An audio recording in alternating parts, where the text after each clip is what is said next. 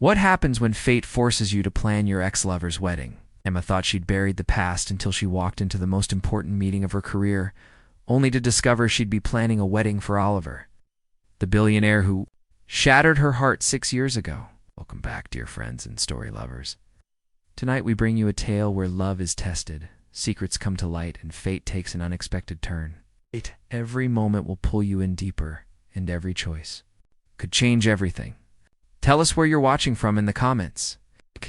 And if this story touches your heart, like, subscribe, share it with someone who believes in true love, and hit the bell so you never miss the crystal chandelier above Emma Collins cast dancing. Shadows across her trembling hands as she stood frozen in the marble foyer of Grandview Estate. Her coral blazer suddenly felt suffocating in the morning heat streaming through the stained glass windows. The portfolio that had slipped from her fingers lay scattered across the stone terrace behind her. But she couldn't move to gather it. Oliver Harrison. Here? Getting married? You two know each other? Grace's voice seemed to come from underwater, bright and oblivious to the emotional earthquake cracking the foundation beneath Emma's feet. 6 years collapsed into nothing. Emma was 22 again, standing in their shared apartment near Northwestern, watching Oliver pack his life into suitcases while she begged him to stay. The startup opportunity in Silicon Valley was too good to pass up, he'd said. They were young, they had time. He'd come back for her once he'd made something of himself. He never came back. We went to college together, Oliver managed, his voice deeper now, roughened by years and success. Those piercing blue eyes that once promised her forever now searched her face with an intensity that made her stomach lurch. We were friends. Friends. The word hit like a physical slap. 3 years of shared dreams, whispered promises, and a love so deep she'd built her entire future around it, reduced to friendship. How wonderful. Grace beamed, linking her arm through Oliver's with casual possession that sent daggers through Emma's chest. Emma, meet my fiancé, Oliver Harrison. Oliver, this is Emma Collins, the wedding planner I told you about. Isn't it incredible that you already know each other? Emma forced herself to breathe, to smile, to become the consummate professional who'd built Collins' wedding planning from nothing into a thriving business. She bent to gather her scattered papers, grateful for the moment to compose herself. When she straightened, her mask was perfect. It's nice to see you again, Oliver, she said, extending her hand for a businesslike handshake. Congratulations. On your engagement, his hand was warm and familiar as it enveloped hers, calloused now from years she hadn't shared. For a heartbeat, his fingers tightened, and she saw something flash in his eyes. Regret, longing, perhaps even the ghost of love.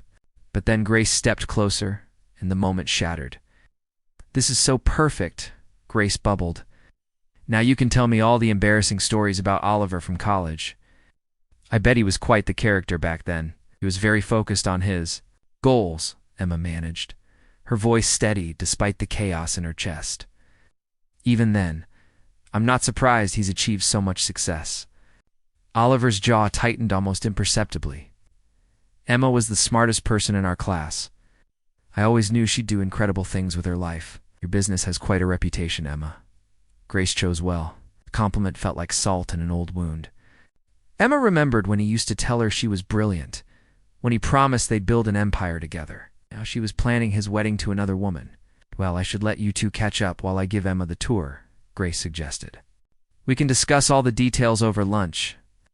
Actually, Oliver interrupted, never taking his eyes off Emma, I'd like to be involved in the planning discussions. This wedding means everything to me, and I want every detail to be perfect. Emma's heart clenched at his words. She remembered lazy Sunday mornings when they'd planned their own imaginary wedding, discussing everything from flowers to their dream honeymoon in Italy.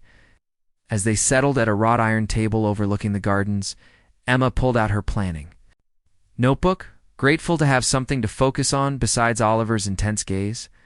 Grace launched into her vision while Emma took dutiful notes. Learning that Oliver's tech company had recently gone public, making him one of the youngest billionaires in the country. While she had struggled to build her small business, he had become everything he'd dreamed of being. What about you, Oliver?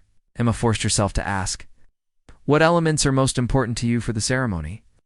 Oliver was quiet for a long moment, studying her face with that familiar intensity that used to make her feel like the only person in the world. I want it to be meaningful, he said finally. Not just expensive or impressive, but genuinely meaningful. Want every moment to reflect what love really means. Commitment, sacrifice, putting someone else's happiness above your own. His words were arrows to her heart. Emma wondered if he remembered how he had failed to do exactly that 6 years ago. Should probably mention, Grace said as they wrapped up the consultation, that the wedding is in 6 weeks. I know that's incredibly short notice, but Oliver surprised me with the proposal during our anniversary trip to Paris last month, and we both agreed we didn't want to wait. 6 weeks. 6 weeks of working closely with Oliver and Grace, pretending her heart wasn't breaking, watching the love of her life marry someone else. Emma felt panic rising in her chest, but when she looked at Grace's radiant face filled with genuine happiness and trust, she knew she couldn't back down. Grace deserved the wedding of her dreams, regardless of Emma's personal pain. 6 weeks is challenging, but definitely doable, Emma heard herself saying. We'll need to move quickly on vendor bookings and major decisions, but I've pulled off miracle weddings before. As they stood to leave, Oliver lingered behind while Grace walked ahead to her car. Emma, he said quietly, his voice rough with emotion, I need you to know that seeing you today— Don't, Emma cut him off, her professional mask slipping. For just a moment. Please don't make this harder than it already is. We need to talk. Privately. There are things you don't understand about why I left, about what happened after. Mr. Harrison, Emma said formally, stepping back, my only concern is giving your fiancé the perfect wedding. Nothing else matters. But as she walked away, she felt his eyes burning into her back, and she knew that nothing about the next 6 weeks would be simple. The next chapter. 3 days after the Grandview Estate meeting, Emma sat in her downtown office at midnight, surrounded by vendor catalogs and contract negotiations for Grace's wedding. The city lights twinkled beyond her windows, but she barely noticed them.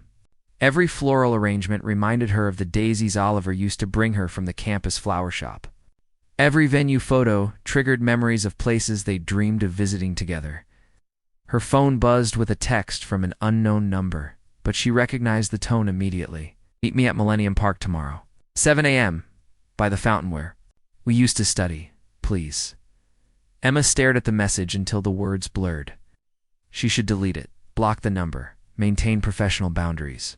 Instead, she found herself typing back. This is a mistake. Maybe, but I'm tired of living with regrets. The next morning, Chicago's autumn air bit through Emma's wool coat as she approached the Crown Fountain.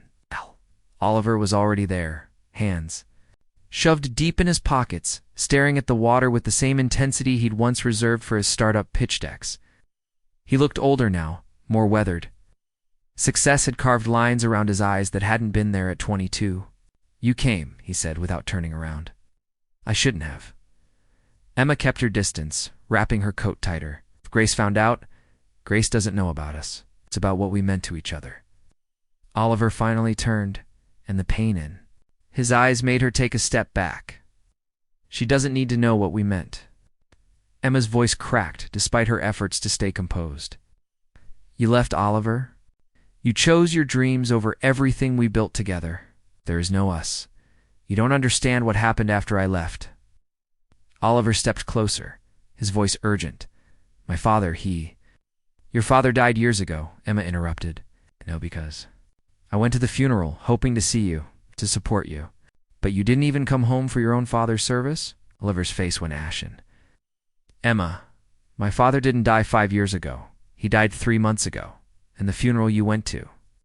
He ran a hand through his hair, the gesture achingly. Familiar, God. You have no idea what you walked into. The ground seemed to shift beneath Emma's feet. That's impossible. I saw the obituary, the service. That was for James Harrison, my father's cousin, a man I barely knew. Oliver's voice dropped to barely above a whisper.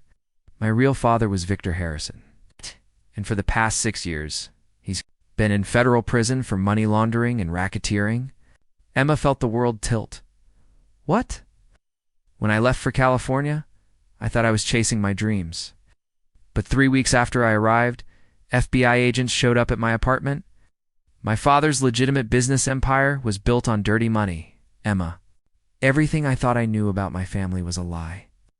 The fountain's spray misted over them as Oliver continued, each word landing like a blow. They offered me a choice: cooperate with their investigation and help them build a case against him, or watch my startup dreams die while they seized every asset connected to the Harrison name. The money he'd given me for the business, the connections he'd provided, it was all tainted. Emma's mind reeled. So you stayed in California too? To become a federal informant against my own father? Oliver's laugh was bitter. Do you have any idea what that does to a man? Wearing a wire to family dinners, recording conversations with the person who taught you to ride a bike? I couldn't come back, Emma. I couldn't drag you into that nightmare. You could have told me. The words came out strangled. You could have trusted me enough to explain, and put you in danger. My father had people killed for less than what I was doing. If he'd known I was in love with someone, if he'd seen you as leverage, ... Oliver shook his head. I'd rather have you hate me than have you dead. Emma's knees gave out, and she sank onto the fountain's edge. 6 years of believing he'd abandoned her for success, when he'd actually sacrificed everything to protect her. The startup money, she whispered. Clean, eventually. The FBI helped me separate legitimate earnings from my father's dirty investments. But it took years, Emma. Years of living under federal protection, of cutting ties with everyone I loved, to keep them safe and Grace. Emma's voice was barely audible. Where does she fit into this? Oliver's expression grew complicated. Grace's ... She's been through hell too. Her first husband was abusive, nearly killed her before she escaped. When I met her at a charity event 2 years ago, we bonded over our scars. She understands what it's like to rebuild your life from nothing. Do you love her? The question tore from Emma's throat before she could stop it. Oliver was quiet for a long moment, watching the fountain's endless cycle. Care about her deeply. She deserves someone who can give her the safety and security she's never had. That's not what I asked. No, he said finally, meeting her eyes. It's not, and we both know why. The admission hung between them like a lit fuse. Emma stood, abruptly needing distance before she did something catastrophic. This doesn't change anything, she said, even as her heart hammered against her ribs. You're marrying her in 5 weeks. I'm planning your wedding. That's where this ends. Wait, Oliver caught her arm gently. There's something else you need to know about why the timeline is so rushed.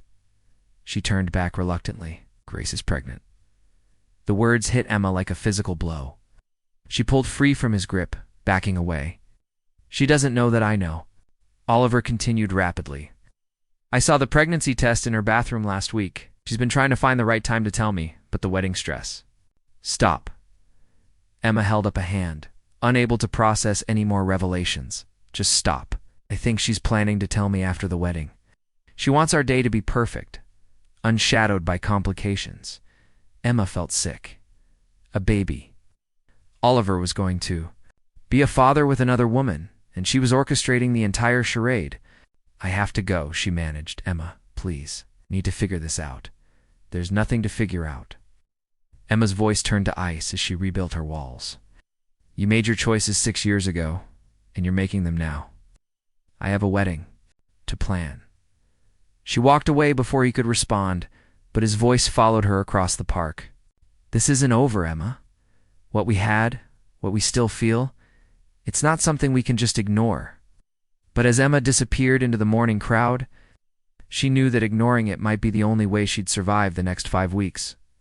What she didn't see was the black sedan parked across the street, or the telephoto lens capturing every moment of their conversation. 2 weeks later, Emma stood in the bridal boutique's private fitting room, adjusting Grace's cathedral-length veil while trying to ignore the way her hands shook. The ivory silk gown transformed Grace into something ethereal, all flowing lines, and delicate lace that caught the afternoon light streaming through the windows. You're a miracle worker, Grace said, admiring her reflection. I never thought I could feel this beautiful. Emma's smile felt like broken glass. You look radiant. Oliver is going to be speechless. I hope so. Grace's voice dropped to a whisper.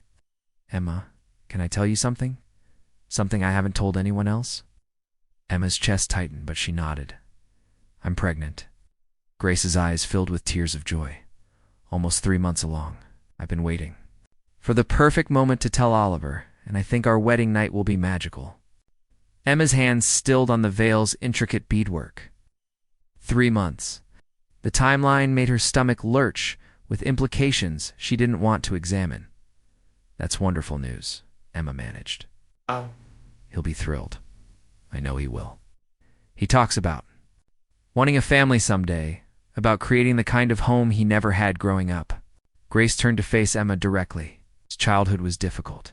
He doesn't talk about it much, but I can see the scars. Before Emma could respond, her phone buzzed with an urgent text from her assistant. Media outside the office. They're asking about Oliver Harrison and a woman from his past. Come in through the back entrance. Ice flooded Emma's veins. The park meeting. Someone had seen them, or worse, photographed them. I have to go, Emma said abruptly, her professional mask slipping. Emergency at the office. Is everything okay? Grace's face creased with concern. Just vendor issues. Nothing that will affect your wedding? The lies came easier now. I'll call you tomorrow about the final head count. Emma fled the boutique, her mind racing as she navigated Chicago's afternoon traffic. By the time she reached her office buildings, back alley, her hands were slick with sweat on the steering wheel. Her assistant Jennifer met her at the service elevator, face grim. It's bad. Emma, 3 different outlets have photos of you and Oliver at Millennium Park. The speculation is getting ugly. In her office, Emma stared at the images on Jennifer's tablet. Telephoto shots of her and Oliver by the fountain there, body language unmistakably intimate. The headlines were worse than the photos. Billionaire's secret past. Oliver Harrison's mystery woman wedding planner shocking. Connection to high-profile groom. Is this why Oliver Harrison's wedding was rushed? How did they get these? Emma whispered. Anonymous tip, according to the sources. Someone wanted this story out there. Jennifer paused. Emma, there's something else. I did some digging after you mentioned Oliver's name weeks ago. His background, it's not what people think. Emma's phone rang before Jennifer could continue. Oliver's number. Oh, don't answer, Jennifer warned. Whatever this is about, you need to protect yourself first. But Emma was already swiping to accept Oliver. Meet me at the Fairmont. We have 15 minutes before this gets worse. His voice was tightly controlled, but she could hear the panic underneath. I can't. If someone sees us together again. Listen to me carefully. My father's former associates, they're not. All in prison. Some of them have been waiting 6 years for revenge, and they just found the perfect weapon. The line went dead. Emma stared at the phone, her mind struggling to process the implications. Yeah. Jennifer, cancel everything for the rest of the day. Tell anyone who calls that I'm unavailable for comment. Emma, don't do this. Whatever's happening, meeting him privately is only going to make it worse. But Emma was already grabbing her keys. Some instinct deeper than logic told her that Oliver's fear was real, and that they were both in more danger than scandal could create. 20 minutes later, she stood outside the Fairmont's presidential suite, her heart hammering as she raised her hand to knock. The door opened before she could touch it. Oliver pulled her inside quickly, checking the hallway before closing, and deadbolting the door behind her. The suite was elegant, but felt like a fortress. Heavy curtains drawn against telephoto lenses. Talk fast, Emma said, crossing her arms. 'Cause in about 10 minutes, Grace is going to see these photos, and my career's going to be over. Grace.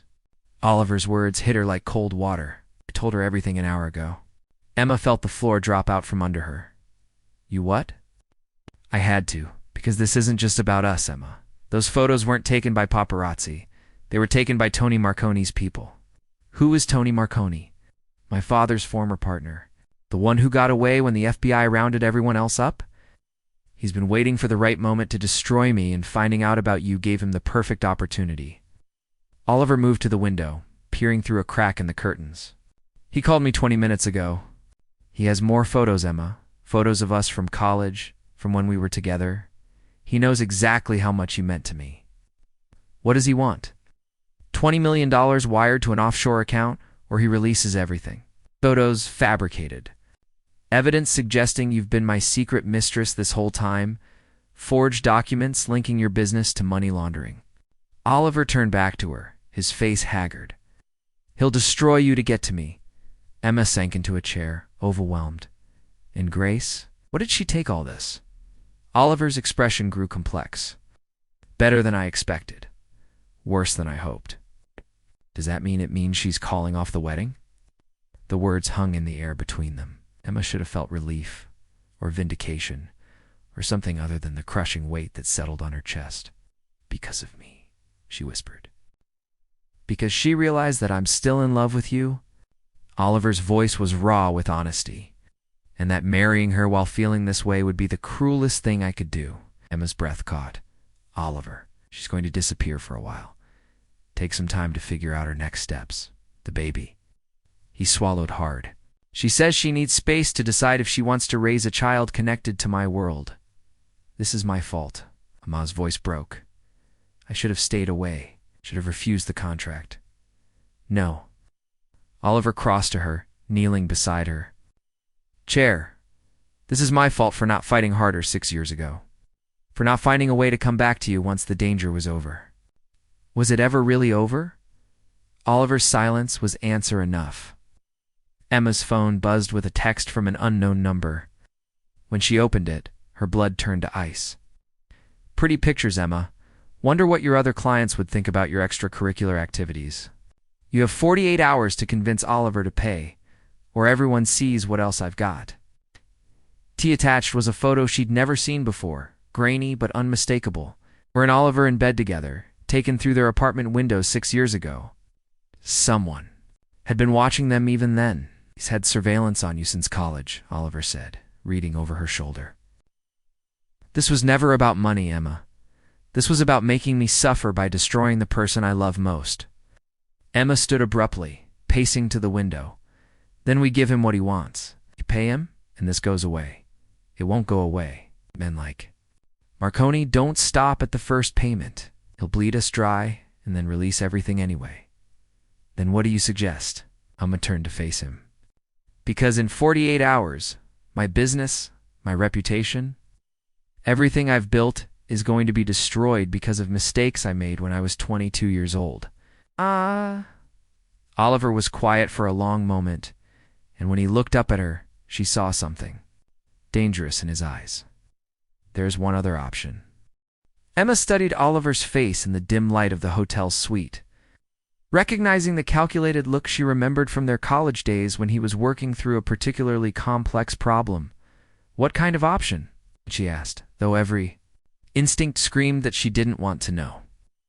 Oliver pulled out his phone, scrolling through contacts until he found what he was looking for. Agent Sarah Chen. She was my handler during the federal investigation. She owes me for 6 years of cooperation. The FBI. Emma's voice rose. Oliver, I can't get involved with federal agents. I have a business to protect. Your business is already destroyed if we don't stop Marconi. Oliver hit the call button.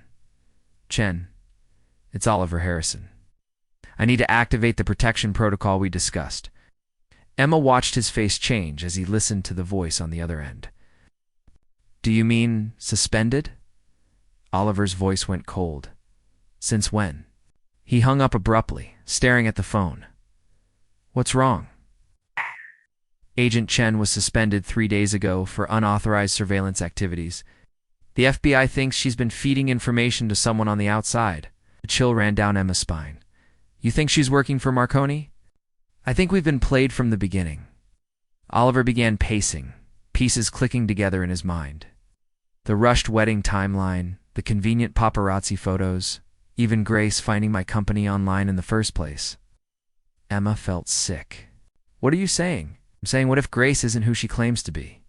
Before Emma could respond, the suite's door chimed with the electronic lock disengaging. They both froze as the door opened to reveal Grace Martinez, but she looked nothing like the radiant bride-to-be from the boutique.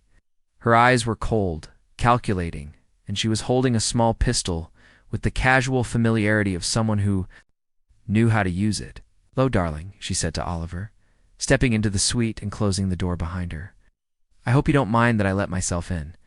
Hotel security is surprisingly easy to bypass when you know the right people." "Grace?" Oliver's voice was barely a whisper. "What is this?" "This is the end of a very long game." Grace's smile was sharp as a blade. 3 years of playing the perfect damaged woman, waiting for the right moment to get close enough to destroy you completely. Emma's mind reeled. "You work for Marconi? Work for him?" Grace laughed. "Honey, I am Marconi." "Tell his daughter." "Anyway, Antonia Marconi, though I've been Grace Martinez for so long, I almost forgot who I really was." Oliver stepped protectively in front of Emma.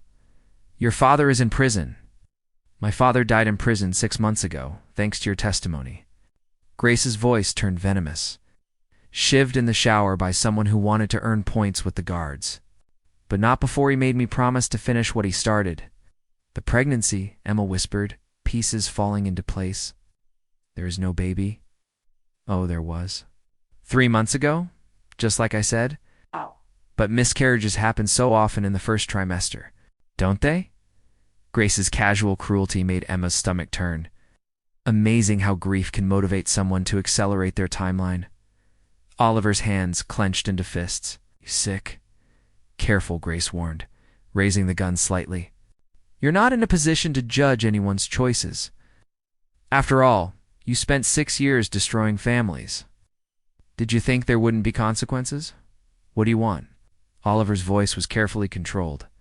"Originally, it's to watch you suffer. Make you fall in love with me, then destroy you at the altar in front of everyone you cared about." But then Emma walked into our little meeting, and I realized I could have so much more. Grace pulled out her phone with her free hand, showing them photos that made Emma's blood freeze. Intimate shots of her and Oliver from their college years, but digitally manipulated to look recent. Professional quality forgeries that would be impossible to disprove in court. "The media will have these in 30 minutes, Grace continued, along with financial records showing that Colin's wedding planning has been laundering money through shell companies for years.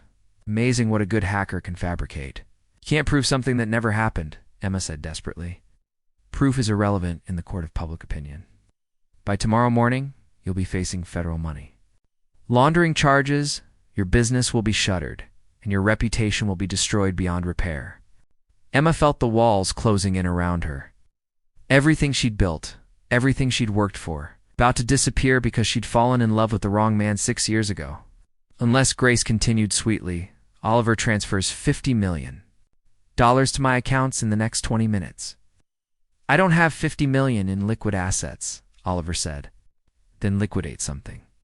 Sell the company if you have to. Because if that money doesn't appear, Emma's life as she knows it ends tonight." Emma saw the calculation in Oliver's eyes, the way he was measuring distances to the gun, looking for an opening. She also saw the love there, the desperate need. To protect her regardless of the cost? "Don't," she said quietly. "Don't sacrifice everything for me again." "What?" "Emma, I mean it." Emma stepped out from behind him. "I won't let you destroy your life for mine." Grace clapped slowly. How touching. Just like Romeo and Juliet, except with more federal charges. "There's another way," Emma said, an idea forming in her mind. "You want revenge against Oliver? Take it, but leave me out of it." "Emma." "No," Oliver warned. "She's right," Emma continued, ignoring him. "I'm collateral damage. This is between you and him. Let me walk away and you can have your revenge without innocent blood on your hands." Grace considered this, tilting her head. Tempting. "But you see, Emma, you're not innocent. You're his weakness. And the best revenge isn't just destroying him. It's making him watch while I destroy everything he loves first." "Then you should." "No," Emma said, gathering every ounce of courage she had, "that he doesn't love me anymore." Oliver turned to stare at her in shock. "It's true," Emma continued, looking directly at Grace, while her heart shattered. "Whatever we had in college, it's over. He chose his career over me 6 years ago, and he chose you over me 3 months ago. I'm just the wedding planner, Grace. A professional service provider who happened to share a past with the groom. Nothing more. Liar, Grace snarled. Ask him, Emma challenged. Ask him to choose between saving me and saving his company. Ask him to give up $50 million for someone who's just a memory from his past. Grace's eyes flicked between them, uncertainty creeping into her expression for the first time. Well, Oliver, Grace demanded, what's it going to be? Your fortune or your wedding planner? Emma held her breath as Oliver looked at her, his eyes begging her to understand what he was about to do. I'm sorry, Emma, he said quietly, but I can't lose everything I've built, not even for you. The betrayal hit Emma like a physical blow, even though she'd orchestrated it herself. Grace smiled triumphantly, but something in Oliver's tone must have reached her because her grip on the gun wavered slightly. It was the opening Oliver had been waiting for. He lunged forward, grabbing for the weapon as Emma dove behind the sofa. The gun went off twice, plaster raining from the ceiling as they struggled. Emma heard Oliver grunt in pain, then silence. When she looked up, Oliver was holding the gun, and Grace was on the floor, blood spreading from a wound in her shoulder. Call 911! Oliver gasped, pressing his hand to his side where dark stains were spreading across his shirt. And Emma, I didn't mean a word of what I just said. But as Emma reached for her phone, she saw Grace smiling through her pain. Too late, Grace whispered. The photos uploaded automatically when my heart rate spiked. Check your phone, Emma. Check the news. With trembling hands, Emma opened her browser. The headlines were already live. Breaking. Wedding planner Emma Collins arrested on federal money laundering charges. Billionaire Oliver Harrison's secret affair exposed photos. The scandal that rocked Chicago's elite. 6 months later, Emma Collins stood in the visiting room of the Metropolitan Correctional Center. Separated from Oliver Harrison by bulletproof glass and a lifetime of choices that had led them to this moment. His orange jumpsuit was a stark contrast to the expensive suits she remembered, but his eyes still held the same intensity that had captured her heart 8 years ago. You look good, he said through the phone receiver, his voice crackling through the static. Emma almost laughed at the absurdity of it. She was living in a studio apartment in Milwaukee, working as a receptionist at a law firm under an assumed name, her career and reputation destroyed beyond repair, but she was free. While Oliver sat in federal custody awaiting trial for conspiracy charges that Grace's testimony had manufactured, the FBI knows she's lying, Emma said instead. Gent. Mitchell told me they're building a case to prove the evidence was fabricated. That could take years. Oliver pressed his palm against the glass. Emma, I need you to listen to me carefully. Stop visiting me. Stop trying to clear my name. Take what's left of your life and disappear. I'm not abandoning you again. Never abandon me. I abandon you. Twice. Oliver's voice grew urgent. Grace's family has connections everywhere. As long as you're fighting for me, you're in danger. Oh. Emma had heard this argument before. Every phone call, every letter, every brief visit, Oliver tried to push her away. But she'd finally understood something that had taken her 6 years to learn. Love wasn't about grand gestures or perfect timing. It was about showing up, again and again, even when everything was broken. I found something, she said quietly, in Grace's hotel room after they arrested her. The FBI missed it, but I knew where to look. Oliver frowned. Emma, what did you do? She pulled out a small digital recorder, no bigger than a thumb drive. Grace liked to keep trophies. Audio recordings of her conversations with her father before he died. Conversations where she admits to fabricating evidence, to manipulating financial records, to planning your destruction down to the smallest detail. Oliver stared at the device. Where did you get that? I broke into the hotel room 3 days after the shooting. Technically breaking and entering, which means it won't be admissible in court. Emma's smile was sharp with satisfaction. It will be enough to get the FBI to look deeper into Grace's background. When they do, they're going to find a lot of very interesting connections. You could go to prison for this. Could. But I won't. Because Agent Mitchell is more interested in closing a case that's been embarrassing the Bureau for months. Emma leaned closer to the glass. Grace made one mistake, Oliver. She trusted that I was the same broken girl who let you walk away 6 years ago. But I'm not that person anymore. Oliver was quiet for a long moment. What happens now? Now you trust me to fix this. The way you should have trusted me 8 years ago, Emma. I know why you made the choices you did. I understand the fear, the need to protect people you love by pushing them away. But love isn't about protection, Oliver. It's about partnership. It's about facing the darkness together instead of facing it alone. Through the glass, Emma saw tears gathering in Oliver's eyes. I don't deserve your forgiveness, he whispered. Maybe not, but you have it anyway. Emma placed her palm against the glass, matching his. Agent Mitchell thinks the charges will be dropped within 2 weeks once they process the recordings. Grace's plea deal is falling apart, and her testimony is being thrown out. And then what? Even if I'm exonerated, my company is gone. My reputation is destroyed.